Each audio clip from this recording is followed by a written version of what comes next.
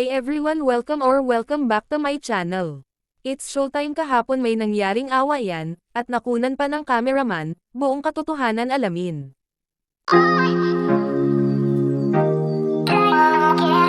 Nag-viral ang isang video kung saan ay makikita ang isang host sa It's Showtime na si MC at ang isang guest na bading na si Divine Tetay, makikita sa monitor ng It's Showtime kung saan ay nakatutok sa kanila ang camera at nakunan ang pakikipag-away ng dalawa na parang nagkainitan sa kanilang mga sinasabi, pero ang tanong, totoo kaya ang kumakalat na video?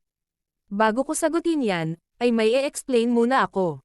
Bago pa man nakunan ang naturang video ang hindi pagkakaintindihan ni MC at Divine Tetay, ay nagkatuwaan muna sila kasama ang mga host at present din si Vice Ganda. Makikita nga ang dalawa na nagkatuwaan sa harap ng camera, at may mga pasingit-singit itong si Vice na tila hindi pala okay itong si MC at Tetay. Kung mapapanood ang buong video na pinapalabas kahapon, ang naturang moment na yan ay hindi mo makikita, dahil ang sagot kung totoo ba ang kumalat na video.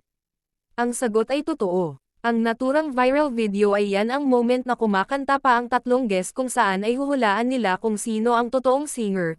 Subalit, hindi mo na yan makikita, dahil nga ay totoo na nagkainitan itong si Tetay at MC at nakunan yan ng cameraman dahil mismo ang cameraman ay hindi alam na yun pala ay totoo na at hindi scripted, kaya pinacut iyon.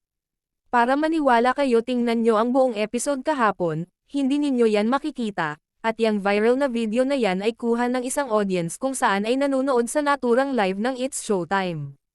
At pansin din ang viral video na kuha lamang sa monitor, kaya nga may pag-awat ang isang bading kay Tetay dahil totoo ang mga awayan ng dalawa.